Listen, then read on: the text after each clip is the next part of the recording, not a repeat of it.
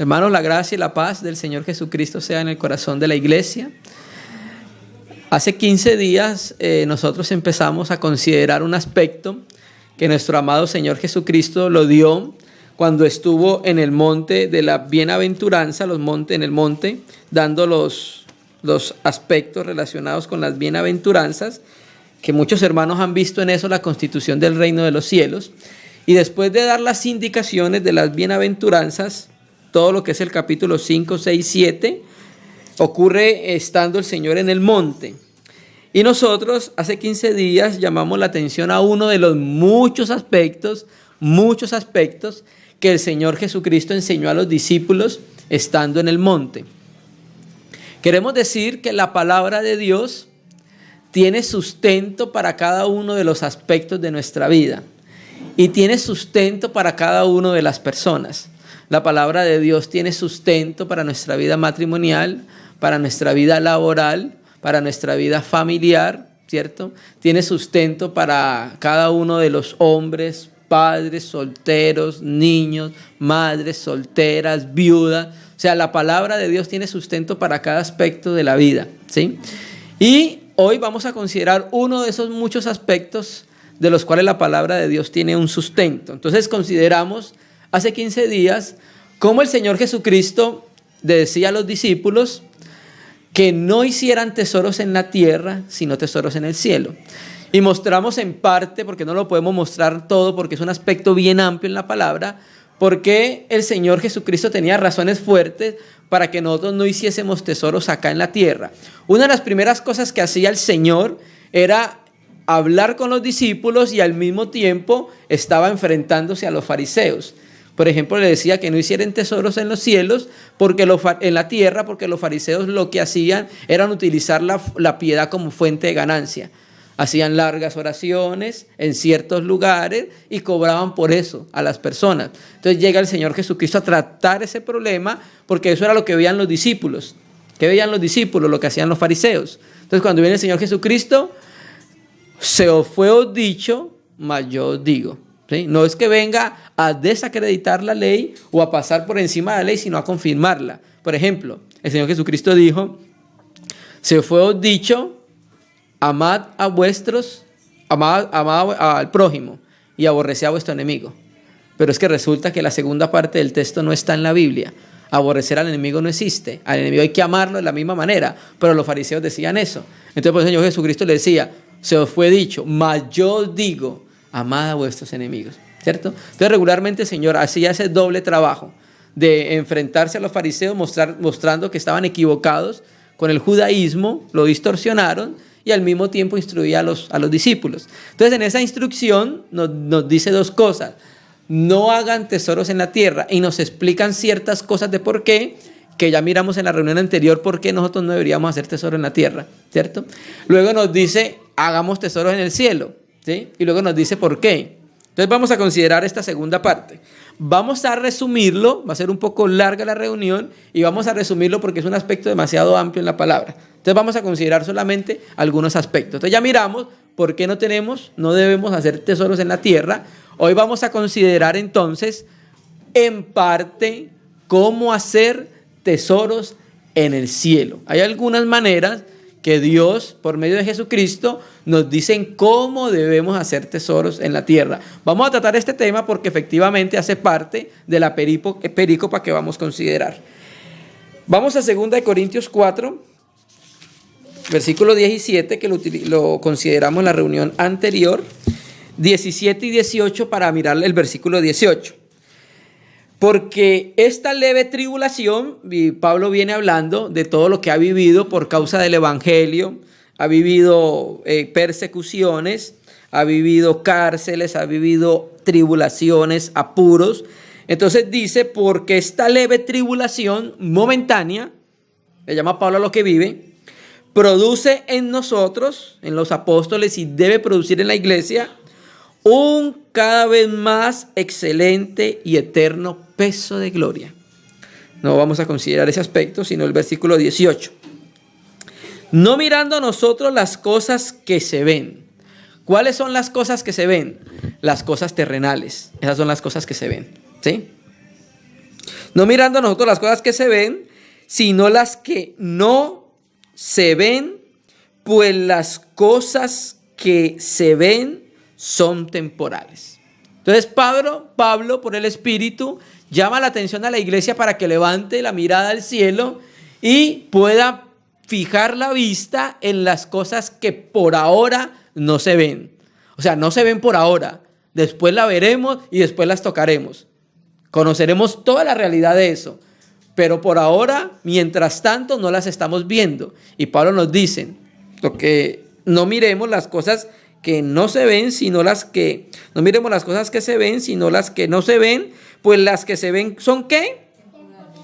Son temporales. Y recuerda que miramos que la palabra griega para temporales ahí es proskairos, ¿cierto? Que era una palabra compuesta, pros, hacia, y kairos, que es tiempo, pero no tiempo cronos, porque existen en griego mínimo 2 palabras para tiempo, que es cronos, tiempo fijo, año, mes, día, y existe la palabra kairos, que es como la sazón, el momento adecuado para hacer algo, ¿cierto?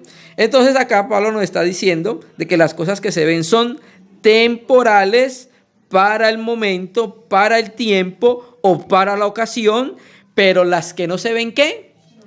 Son eternas. O sea, entonces en ese contexto es que vamos a leer Mateo 6:19, donde el Señor Jesucristo nos enseña las cosas terrenales y las cosas eternas, ¿sí?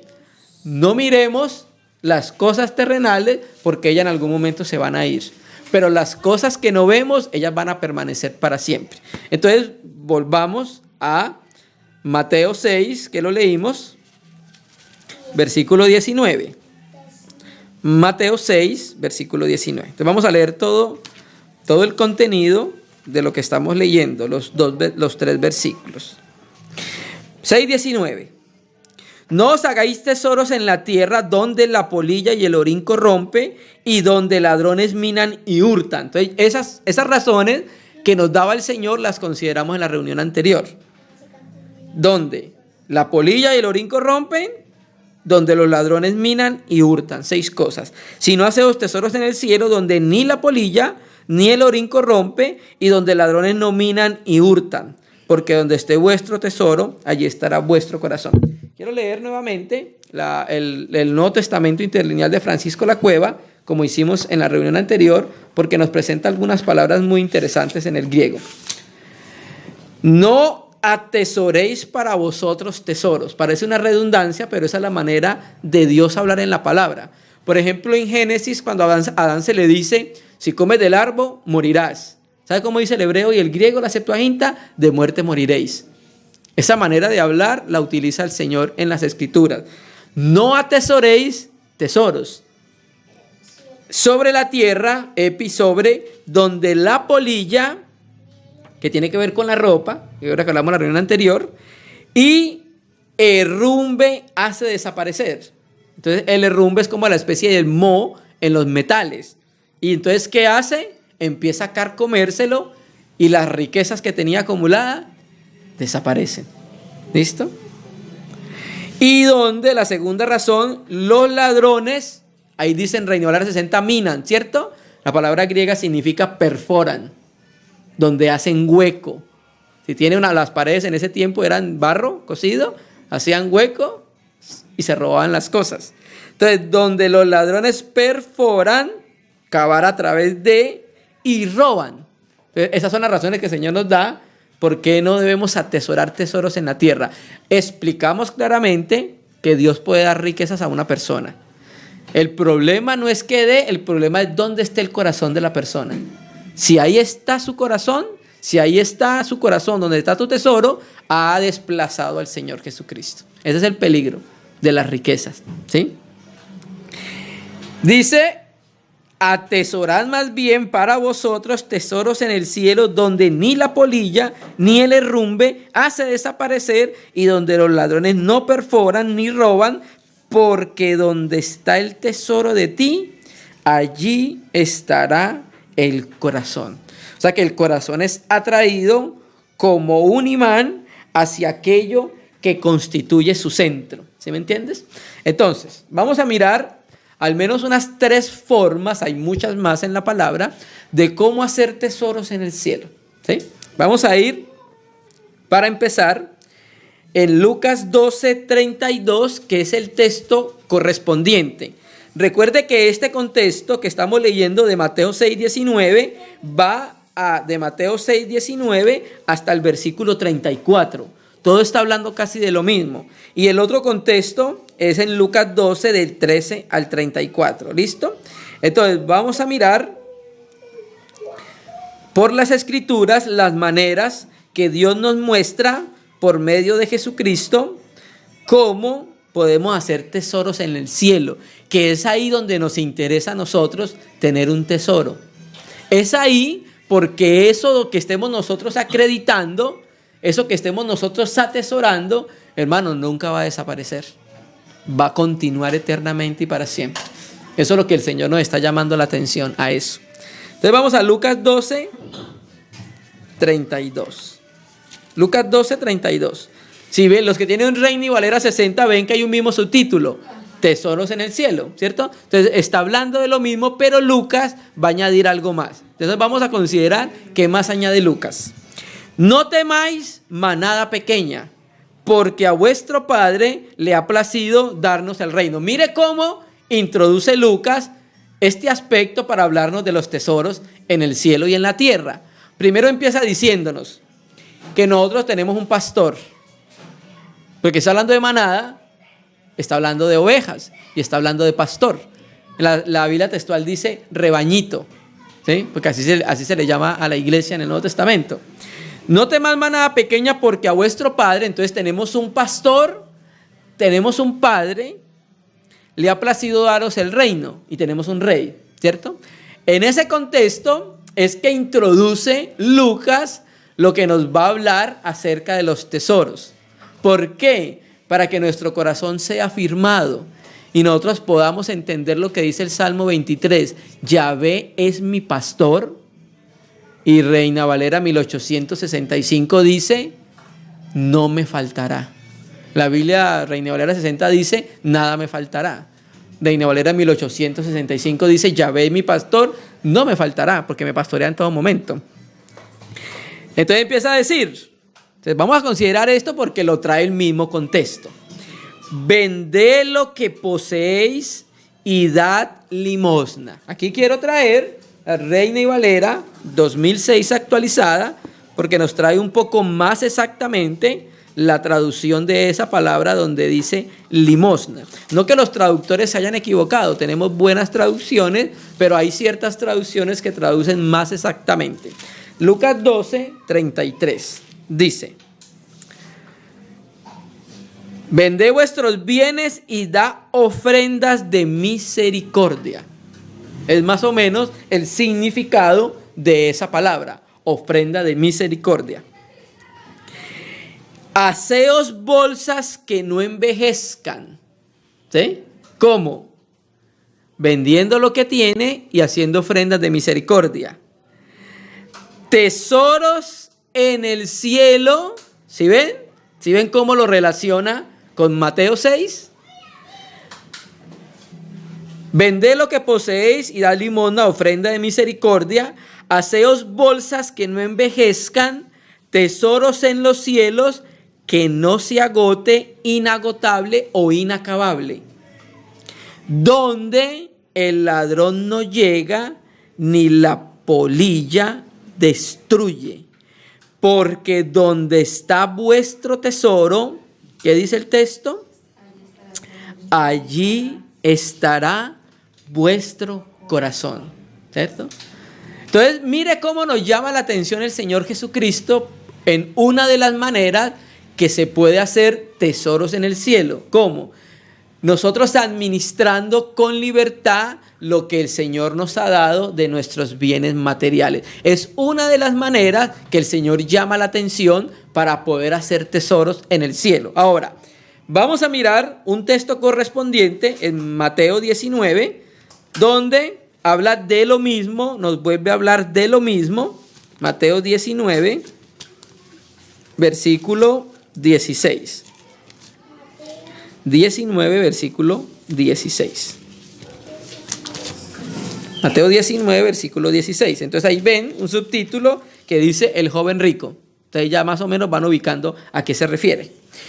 Entonces vino uno, y Marcos dice, y se arrodilló, y le dijo: Maestro bueno, ¿qué bien haré para heredar la vida eterna? Hermanos, cuando nosotros consideramos Mateo y Juan, cuando Mateo habla de vida eterna, casi siempre lo está relacionando con el reino.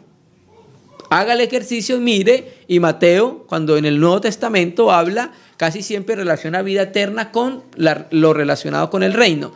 En cambio, Juan, cuando habla de vida eterna, está hablando de la vida interior. Entonces dice: Maestro bueno, ¿qué haré para tener vida eterna? Él le dijo: ¿por qué me llamáis bueno? Ninguno hay bueno, sino uno, Dios. Mas si quieres entrar, ¿ves? ¿En dónde? En la vida. ¿Se me entiende? La vida eterna entra a nosotros cuando creemos en el Señor, pero aquí habla de que nosotros entramos en ella. Entonces está hablando de otro aspecto de la vida eterna. Si quieres entrar en la vida, guarda los mandamientos. Él le dijo: ¿cuáles? Y Jesús le dijo: no matarás. Y recuerde que cuando nos remitimos a las 10 palabras en Éxodo, no es solamente matar, porque alguien puede matar por accidente. La Biblia textual dice: no asesinarás. Y el hebreo da a entender que no se debe asesinar con alevosía. Eso es lo que se está refiriendo. No matarás, no adulterarás, no hurtarás, no dirás falso testimonio. Marcos dice: no defraudarás. Honra a tu padre y a tu madre, y amarás a tu prójimo como a ti mismo. El joven le dijo: todo esto lo he guardado desde mi juventud. ¿Qué más me falta? O sea, él pensó que al cumplir eso ya era suficiente para entrar al reino. Jesús le dijo: si quieres ser ¿qué? Perfecto. Entonces tenemos un joven que tenía temor de Dios, que estaba guardando la palabra de Dios, pero todavía no ha llegado a la madurez, que es lo que se refiere a la perfección. Si quieres ser perfecto, anda, vende lo que tiene y dalo a los pobres. ¿Y qué dice el texto? Y tendrás tesoros en el cielo, hermano. ¿Sí ves? Vemos cómo el Señor Jesucristo nos está hablando de la manera limpia y clara de cómo en parte podemos hacer nosotros tesoros en el cielo. Está hablando de un aspecto material, pero también está hablando de un aspecto que nos llama mucho la atención cuando dice: vende lo que tienes. Yo quiero ir a Mateo, ahí mismo en el 13:46, un momento, y volvemos acá. Mateo 13:46. Recuerda que estamos considerando esto porque el mismo contexto lo presenta. Mateo 13:46, mire lo que dice. Recuerda, mire el texto que tiene ahí el subtítulo. La perla del gran precio, ¿sí? Listo. No, el 44. Leámonos los dos. Además, el reino de los cielos es semejante a un tesoro escondido en un campo, el cual un hombre halla y lo esconde de nuevo, y gozoso por ello va y vende todo lo que tiene y compra aquel campo. 45. También el reino de los cielos es semejante a un mercader que busca buenas perlas, y habiendo hallado una perla preciosa, ¿qué dijo? Fue y vendió todo lo que tenía y la compró. Este aspecto, aparte de vender todo, está hablando que cuando uno se encuentra con Jesucristo, con el Evangelio, uno debe negar todo y dar todo por perdido por ganarlo a Él. Eso es lo que decía Pablo: por causa de Cristo lo he perdido todo y lo tengo por basura. Entonces aquí el tesoro no se compra. ¿Qué se compra? El campo. ¿Sí ven? El texto habla de que compras el campo. ¿Para qué? Para obtener lo que hay en el campo. ¿Qué hay en el campo? Un tesoro. ¿Se me entiende? Entonces también el aspecto de vender todo habla de que nosotros nos despojemos de todo por causa del Señor Jesucristo y neguemos todas las cosas por causa del Señor. Esto me recuerda en Lucas cuando habla de un hombre que primero, antes de edificar, hace el cálculo de edificar, ¿cierto? Para poder hacer la edificación. Si no la termina, dicen los hombres, no la alcanzó a edificar y empezarán a burlarse de él. Entonces, esta parte que dice que tiene que calcular los gastos, nosotros debemos tener presente que para poder entrar al reino de los cielos debe haber una negación de la vida del alma, una negación de mis deseos, una negación a la vida del alma, una negación de lo que el mundo me ofrece y debo darlo todo por causa del Señor. ¿Por qué hablamos de esta manera? Porque ¿quién lo dio todo por causa de nosotros? El Señor Jesucristo. ¿Se me entiende? Entonces cuando dice que lo vendamos todo, es que nosotros nos demos enteramente para el Señor Jesucristo, ¿cierto? Entonces este joven, como tenía muchas riquezas y no tenía libertad en su interior, y su corazón estaba puesto ¿en dónde? En las riquezas temporales. Por eso se fue triste. ¿Entiende que sí? Porque estaba afectando lo que había en su corazón. ¿Qué había en su corazón? Los bienes materiales. Y cuando se desprende de lo que queremos, ¿qué va a suceder? Va a haber dolor. Entonces el hombre se entristeció y se fue. Entonces, por eso el Señor dice que es más fácil que entre, que difícilmente entrará un rico al reino de los cielos. Ahora, esta enseñanza de Cristo, cuando habla de que los discípulos daban lo que tenían para hacer bolsas en los cielos, tesoros en los cielos, esa enseñanza hizo eco en la iglesia, ¿sí? Por eso la iglesia en el primer siglo hacía eso. Vamos a leerlo en Hechos 2. Solo le damos un versículo. Hechos 2, versículo 44. Hechos 2, versículo 44.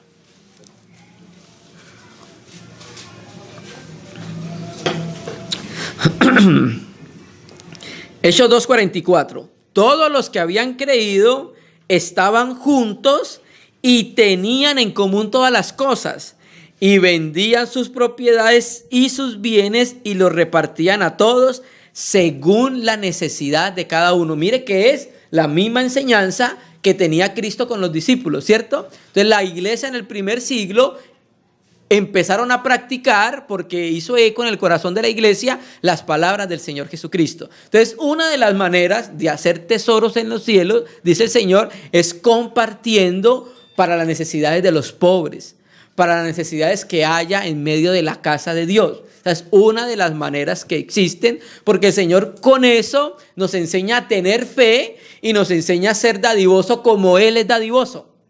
¿Sí me entiendes? Con eso el Señor está tratando nuestro corazón para que sea abierto al corazón de la iglesia y podamos acordarnos de lo que los apóstoles le dijeron a Pablo cuando iban saliendo a la obra apostólica y a Bernabé. Solo le pedimos una cosa, ¿qué? Acuérdense de los pobres. ¿Se me entiende? Entonces Dios utiliza esa manera porque Él tiene cuidado de todos en la iglesia. Y recuerde que en la iglesia se suplen las necesidades con lo de la iglesia, no con lo del mundo. Tercera de Juan capítulo 1, los obreros, dice Juan, salieron por amor del nombre sin recibir nada de ¿quién? De los gentiles. ¿Me entiendes? Entonces por eso Dios llama la atención al corazón de la iglesia para que sea la misma iglesia la que supla las necesidades de los mismos hermanos. Entonces esa es una de las maneras que existen de hacer tesoros en el cielo. El texto es claro y el texto es limpio. Estamos hablando de esto porque el contexto mismo lo trae, ¿sí? Ahora, miremos otro aspecto que está relacionado. Filipenses 4, versículo 15. Vamos a ver qué nos dice Pablo en relación con hacer tesoros en el cielo, donde el ladrón no puede robar. Porque es que el ladrón no puede llegar al cielo para robar lo que nosotros estemos atesorando. ¿Sí? Filipenses 4, versículo 15. Ya nosotros conocemos este contexto. El apóstol Pablo, en la Biblia existe algo que se llama el derecho apostólico, que ya lo tratamos en algunas reuniones. Pero Pablo en la iglesia en Corinto no lo utilizó, en la iglesia en Tesalónica no lo utilizó. Y ya tratamos las razones por las cuales en Corinto no lo utilizó y en Tesalónica no lo utilizó, incluso en Éfeso. Y ya lo tratamos, aunque es bíblico y es legal, por la escritura Pablo no lo utilizó. Y mostramos también que mientras Pablo no utilizó su derecho apostólico, estando en Corintio, estando en Éfeso y estando en Tesalónica, ¿cómo se sostenía? La Biblia nos enseña claramente, los filipenses eran los que ayudaban a Pablo en su obra apostólica donde iba, al menos en estas ciudades. Entonces vamos a leerlo.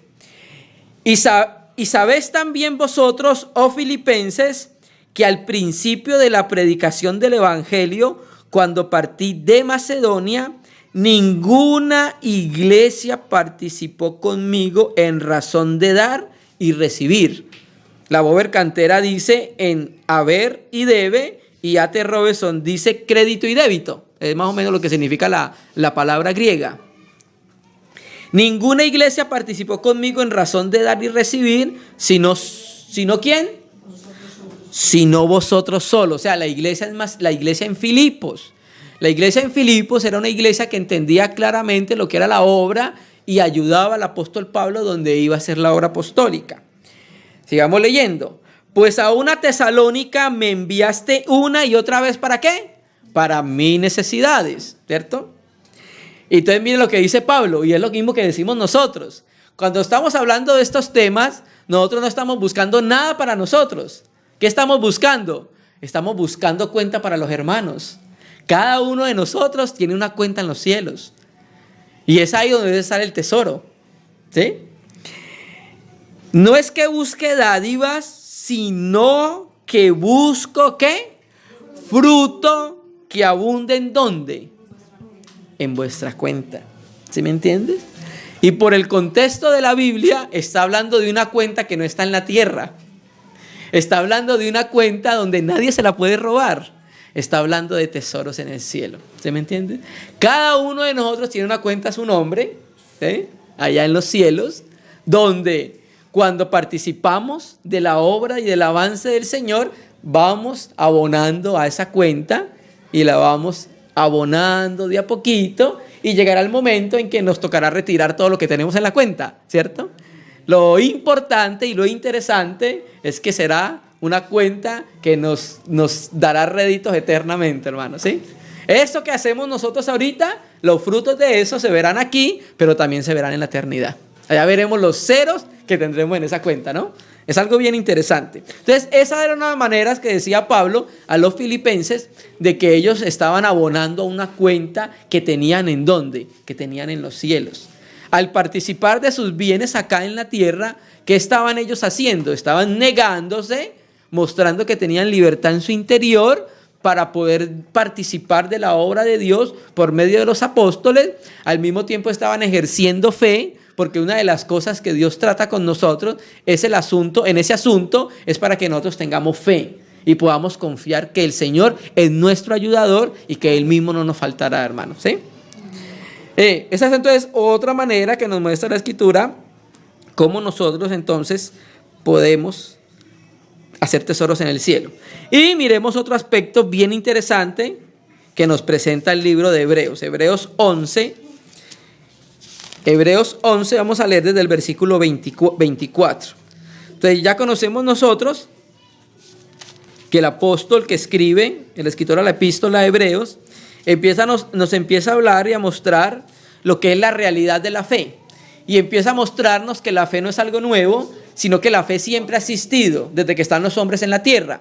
Y el primer hombre que empieza a hablar de fe es Abel. Pero nosotros entendemos que cuando leemos el registro de Génesis nos damos cuenta que Adán también fue un hombre de fe. Pero el escritor lo trajo desde Abel. Entonces empieza a hablar de varios hermanos que ejercitaron la fe. Y entre ellos vamos a llegar a ¿quién? Moisés. Entonces dice Hebreos 11, versículo 24.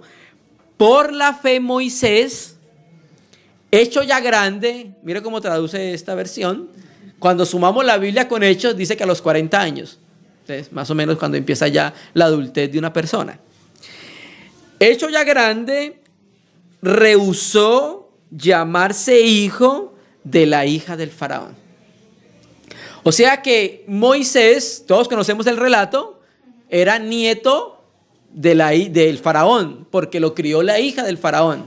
Pero cuando ya tuvo entendimiento, cuando empezó a conocer la palabra, ¿cierto? Aunque no estaba escrito, pero estaba era comunicado por medio de tradición, ya él sabía que había un Dios, el Dios de Jacob, de Abraham y de Isaac, ¿cierto? Cuando él entendió esas cosas, ¿qué hizo? Rehusó llamarse hijo de la hija del faraón con todos sus beneficios. Porque estamos hablando ser nieto del presidente de la República. Entonces, Moisés, cuando entiende la economía de Dios, renuncia a eso, con todo lo que trae. con todos sus arandelas, ¿cierto? Y con todos sus beneficios. Hecho ya grande, rehusó llamarse hijo de la hija de Faraón, escogiendo antes ser maltratado con el pueblo de Dios, preste atención, que gozar de los deleites eternos del pecado. ¿No? Tener el gozo temporal del pecado. Gozar de los deleites temporales del pecado. O sea que Faraón tenía muchas cosas que ofrecerle a Moisés. Pero ¿qué hizo Faraón? ¿Qué hizo Moisés? Colocó en una balanza y empezó a mirar qué pesaba más para la eternidad. Si lo que le iba a ofrecer Faraón, tesoros terrenales, porque era rico, porque era el rey, los mejores vestidos, los mejores alimentos, las mejores mujeres, los mejores sitios, los mejores lugares, la sabiduría, todo lo que uno pudiese querer, el hombre viejo pudiese creer. Todo eso, Moisés empezó a pesarlo, ¿cierto? Y en Moisés, en su corazón, tuvo más peso algo. ¿Quién? El mismo Señor. Porque cuando nosotros estamos hablando de tesoros, estamos refiriéndonos a Dios, hermano. Ese es nuestro tesoro. Jesucristo es nuestro tesoro. Lo que pasa es que hay muchos aspectos que hablan de este tema, pero ya lo leímos ahorita rápido, cuando el hombre que encuentra en campo, compra el campo porque hay un tesoro. El tesoro es Jesucristo, ¿sí? Es ahí donde tiene que estar nuestro corazón. Y estas maneras el Señor nos las muestra para colocar nuestro corazón en Él. Entonces uno de los ejemplos era Moisés. Rehusó llamarse hijo de la hija del faraón, escogiendo de ser maltratado con el pueblo de Dios que gozar con los deleites temporales del pecado. Temporales, nuevamente. No nos fijemos en las cosas temporales como decía Pablo. Preste atención, teniendo por mayores riquezas el vituperio de Cristo que los tesoros de los egipcios. Aquí el escritor a los hebreos ve en el sufrimiento del pueblo de Israel, ve una figura de lo que iba a suceder más adelante con el Señor Jesucristo y llama a eso vituperios, ¿sí? Entonces Moisés, entendiendo todo este asunto de la economía veterotestamentaria, ve eso y tiene por mayores riquezas el sufrir con el pueblo de Dios, los vituperios de Cristo, por decirlo así, porque aquí está hablando de una manera metafórica el escritor.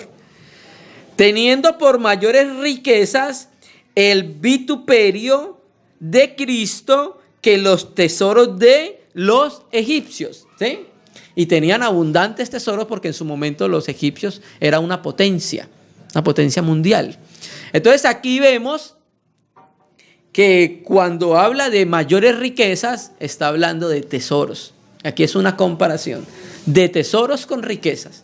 Para Moisés, para el interior de Moisés, por la fe, porque eso no lo veía, o sea, eso era por la fe, que él veía eso, y eso tuvo más peso en el corazón de Moisés, participar de los sufrimientos de Israel, que al mismo tiempo el escritor los compara con el vituperio de Cristo.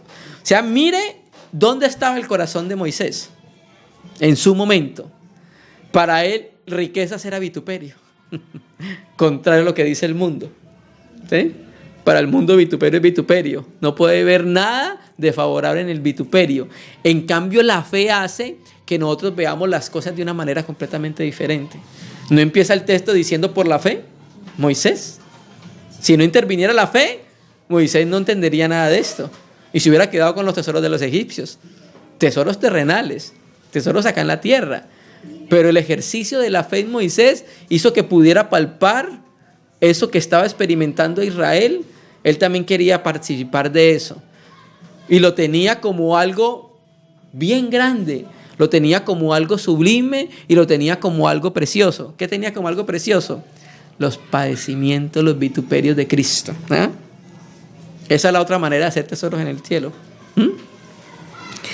Teniendo por mayores riquezas el vituperio de Cristo que los tesoros de los egipcios, porque tenía puesta la mirada, ¿en dónde? En el galardón.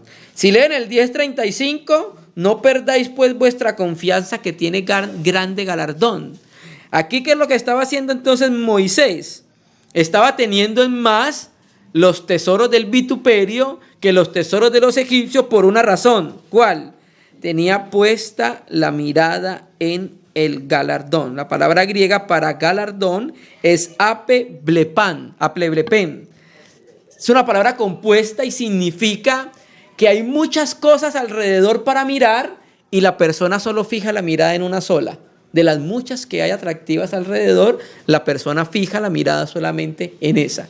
Y Moisés tenía la mirada fija ¿en qué? En el galardón.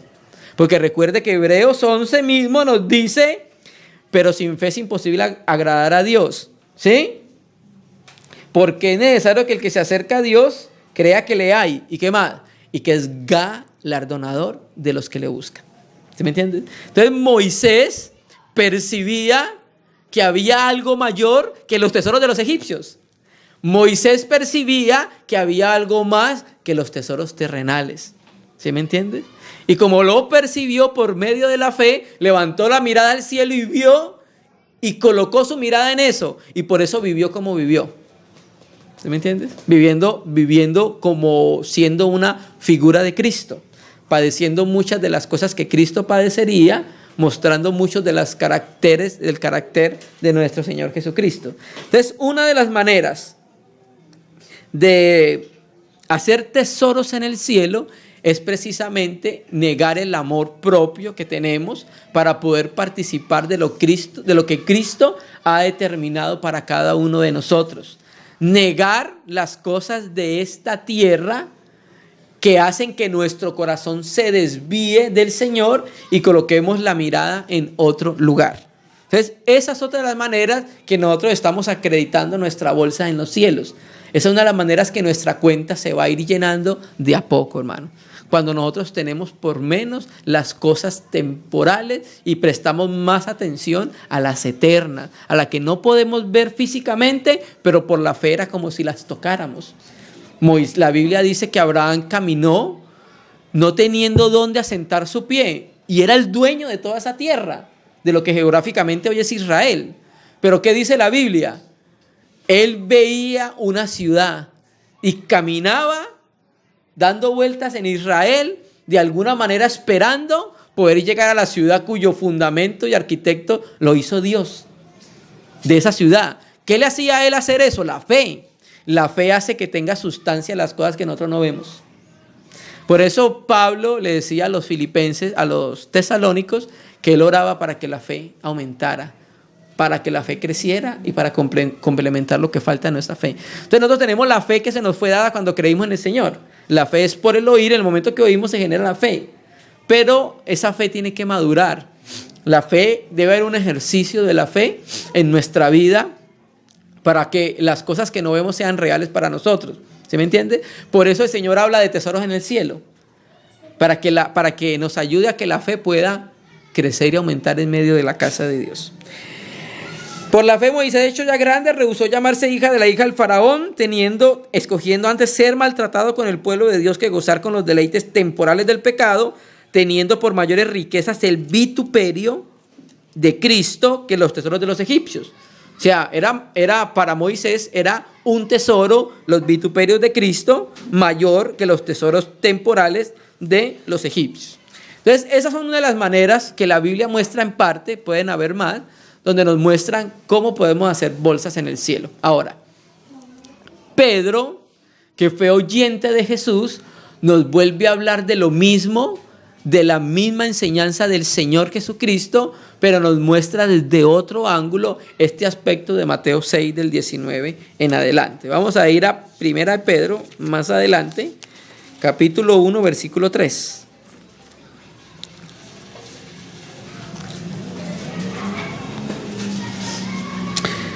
Primera de Pedro 1, versículo 3.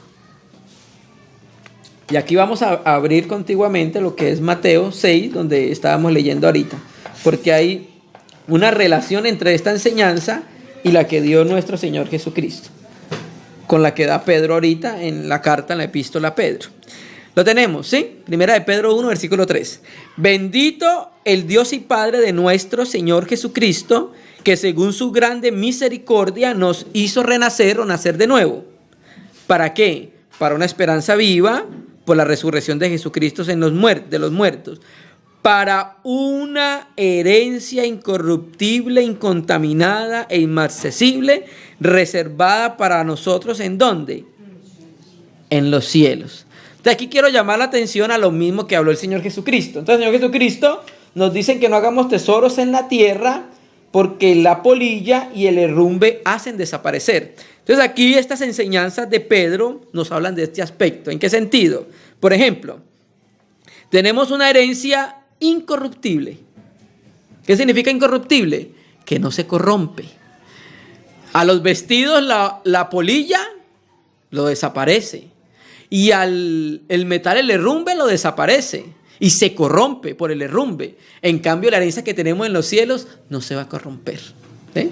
Estamos viendo un eco de la enseñanza de nuestro Señor Jesucristo. Otra, incontaminada. Nada de lo que nosotros acreditemos y de nuestra cuenta en el cielo va a poder manchar esa herencia que nosotros tenemos allá. Inmarcesible, que no se marchita. Eso es lo que significa la palabra inmarcesible.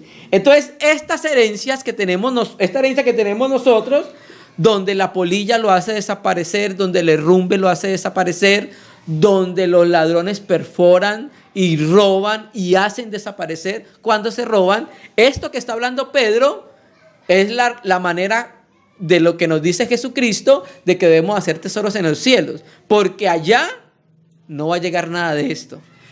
Hacer tesoros en los cielos es esto que Pedro dice acá: incontaminada, inmarcesible, incorruptible, ¿cierto? Reservada ¿para dónde? Para nosotros, ¿en dónde? ¿Por qué dicen los cielos? Porque en los cielos no puede robar el ladrón. Allá no puede hacer hueco, no puede perforar y no puede robar. ¿Se me entiende? Entonces Pedro enseñaba lo mismo que escuchó del Señor Jesucristo a los discípulos por medio de sus cartas. Entonces, cuando estamos haciendo tesoros en el cielo, esa cuenta que tenemos nosotros acá tiene este sello y tiene esta característica: incontaminada, incorruptible, inmarcesible en los cielos. Lo que estemos atesorando, nada le puede pasar allá. La polilla no puede llegar, el herrumbe no le puede hacer nada, los ladrones no pueden minar y no pueden robar. Por ende, no se puede desaparecer. Eso va a permanecer, hermanos. Amén. Pues vamos a Mateo 6, el versículo 21.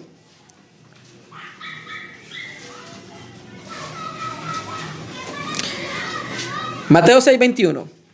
Porque donde esté vuestro tesoro, allí estará el corazón. La mujer de Lot tenía su tesoro en Sodoma. El ángel le dijo: no voltees, sigue adelante, no voltees. Y ella voltea. Pero ¿qué es lo que lo hace voltear a ella? No es solo el hecho de voltear, ella voltea por algo más. Porque su corazón, su tesoro estaba en un lado. Su tesoro no estaba en los cielos. El tesoro de Abraham estaba en los cielos. Eso lo dice claro el libro de los Hebreos. El tesoro de la mujer de Lot estaba ¿en dónde? En Sodoma. Cuando ella voltea es porque ahí está algo que le interesa. Es porque lo más importante para ella se queda en otro lugar. Allá estaba su tesoro, por ende, allá estará su corazón. ¿Usted me entiende? Ese era el caso de la mujer de Lot. Su corazón estaba ahí. Ahora, vamos a mirar qué dice la Escritura en parte acerca de dónde tiene que estar nuestro corazón. ¿Dónde está nuestro tesoro? Vamos a Colosenses 2, versículo 1. Colosenses 2, versículo 1. Volvemos a repetirlo, estamos considerando esto porque el contexto mismo habla de este aspecto. Colosenses 2, versículo 1. Amén, ¿lo tenemos? Amén. Porque quiero que sepáis cuán gran lucha sostengo por vosotros y por los que están en la Odisea y por todos los que nunca han visto mi rostro. Este es Pablo diciéndole a los hermanos en Colosa que él ora por ellos, pelea a favor de ellos por medio de la oración, por los colosenses, por los de la Odisea y por los que no han visto nunca el rostro de él, para que sean consolados sus corazones unidos en amor hasta alcanzar, preste atención, todas las riquezas del pleno entendimiento, a fin de conocer el misterio de Dios el Padre y de Cristo. Los manuscritos más antiguos dicen a fin de conocer el misterio de Dios Padre, Cristo. Es el misterio de Dios Padre, el Hijo de Dios. ¿En quién es ese en quién?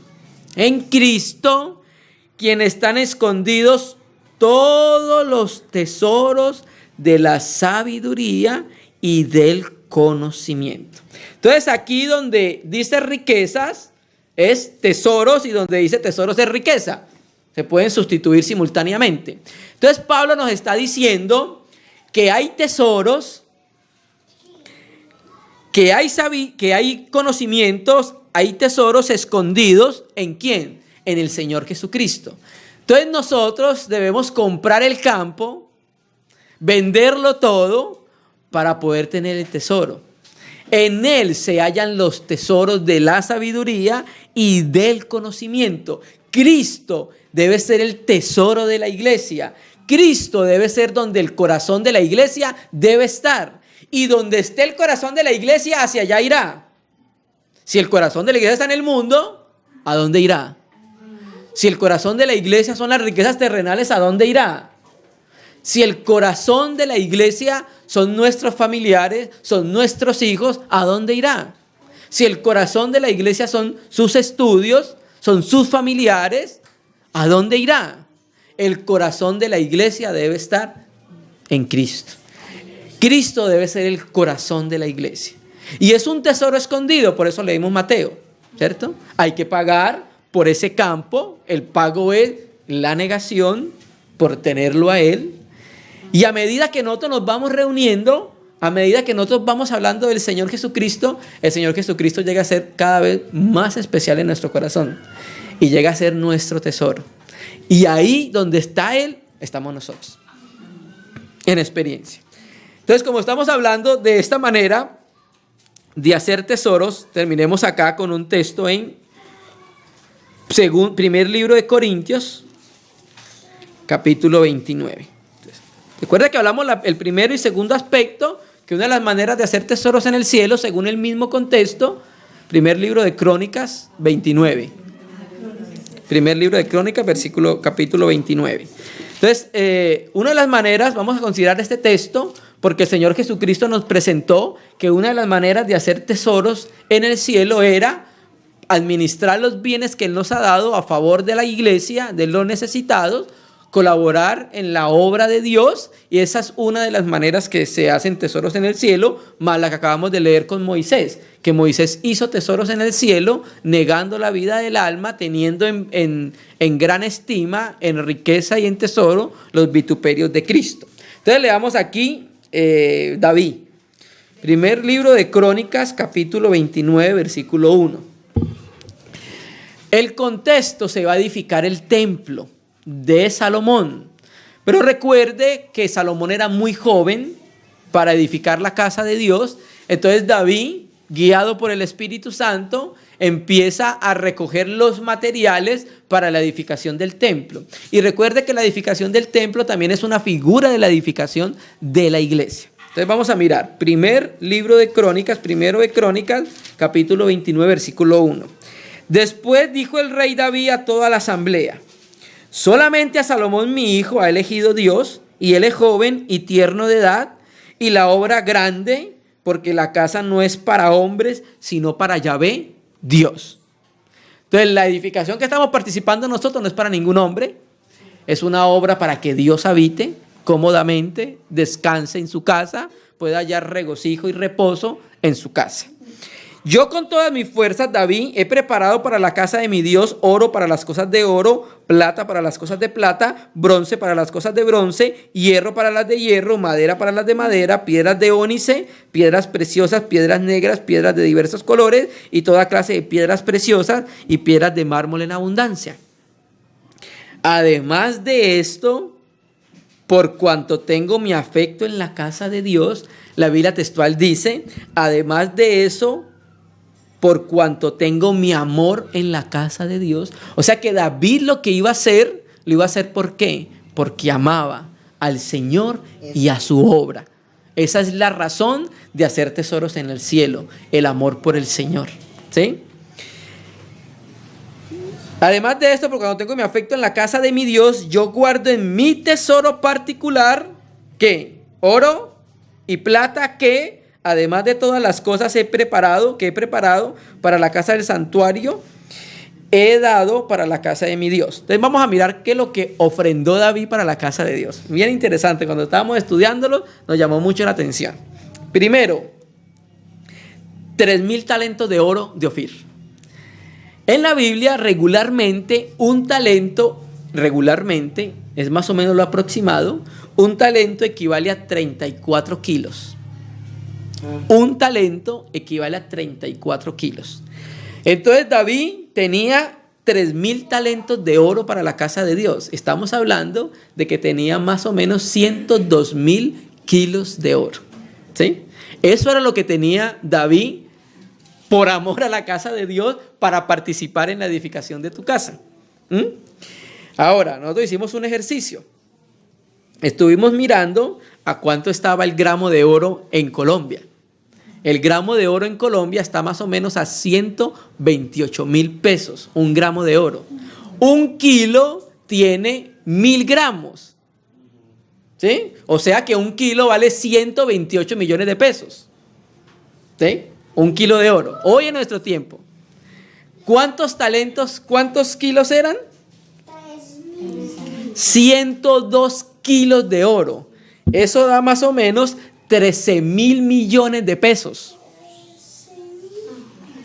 Si usted lee el libro de Crónicas más adelante en el 25, dan una cifra un poco más exorbitante. Esto era más o menos, en un aproximado, lo que David hizo para la casa de Dios. ¿Qué estaba haciendo David? Tesoros en el cielo. Esa es una de las muchas maneras. Recuerde que había varias maneras de hacer tesoros en el cielo, pero traímos a colación esta porque el Señor Jesucristo habla mucho de esa manera de hacer tesoros en el cielo. Recuerda que también está colaborando en la obra. Recuerda que también está lo que hizo Moisés, participando de los vituperios de Cristo. No solamente esa, hay que venderlo todo, negarlo todo por causa del Señor. Esa también es una manera de hacer tesoros en el cielo. Entonces David, 3,000 talentos de oro de Ofir, que era el mejor oro en su momento, y 7,000 talentos de plata refinada para cubrir las paredes de las casas.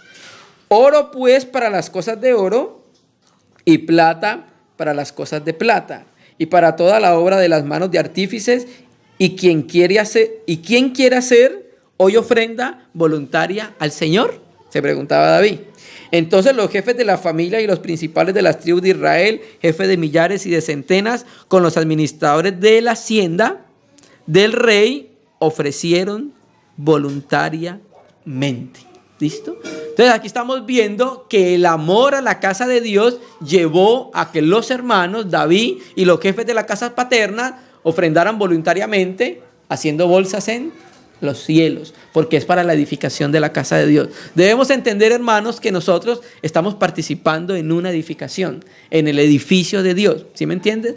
Debemos estar seguros, como hemos dicho a los hermanos, de no estar participando en una edificación sin forma, amorfa. Tiene que ser una edificación bien definida. Y esa edificación es ahí donde nosotros vamos a dar todo nuestro esfuerzo, nuestro cariño, nuestra negación y nuestro amor, como lo hizo el rey David. Y entonces terminemos. Volvamos a Mateo 6 y terminemos. Recuerde que el contexto de Mateo 6 va del 19 hasta el versículo 34. En ese mismo contexto, leímos el 21, porque donde esté vuestro tesoro, allí estará tu corazón. Ahora leamos el versículo 24, que no ha cambiado el contexto. Que esto tiene que ver, ¿por qué el Señor nos va a enseñar esto? Porque el mundo ha enseñado una manera en cómo relacionarnos nosotros con el dinero. Cómo relacionarnos con las cosas materiales. El mundo ha enseñado una manera. Cristo nos va a enseñar cómo es la manera de Dios. 24. Ninguno puede servir a dos señores. Lucas dice, ningún siervo puede servir a dos señores, porque o aborrecerá al uno o amará al otro. No, o amará al otro. O estimará a uno y menospreciará a otro.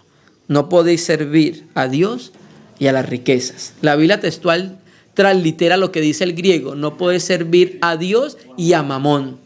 Ahí la dice, ahí la tienen y la pueden confirmar.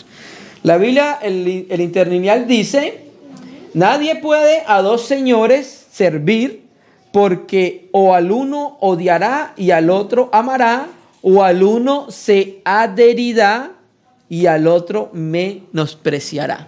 ¿Se me entiende? Entonces, aquí el Señor lo que nos está mostrando es que nuestro corazón tiene que estar en un lugar. El Señor está diciendo que es imposible que sirvamos a Dios y sirvamos a las riquezas al mismo tiempo. ¿Por qué? Porque automáticamente se va a desvincular de uno. ¿Va a ser toda su devoción a las riquezas terrenales o va a ser toda su devoción a Dios? ¿Sí? Si va a ser toda su devoción a Dios, no puede colocar su mente y su corazón en las riquezas terrenales. Mamón significa aquello en lo cual uno confía. Entonces, el mundo nos enseña a confiar en las riquezas, en lo que nosotros poseemos. El Señor nos está enseñando a confiar en Él. Por eso es que nos pide que no hagamos tesoros en la tierra. ¿Para qué? Para que la iglesia despierte la fe de poder confiar en el Señor, que el Señor es nuestro proveedor, hermano. Amén. Y terminemos con una parte en Josué 24, ya terminando el libro de Josué 24. Vamos a leer solamente un aspecto de un versículo. Josué 24, versículo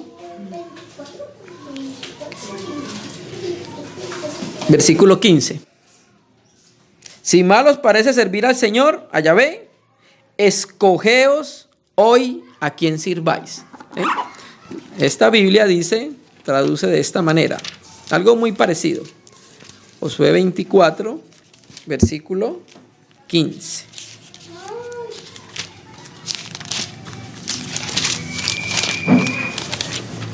Josué 24, versículo 15.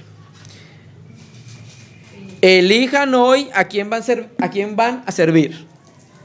No puede servir a Mamón y no puede servir a Dios al mismo tiempo. ¿Sí?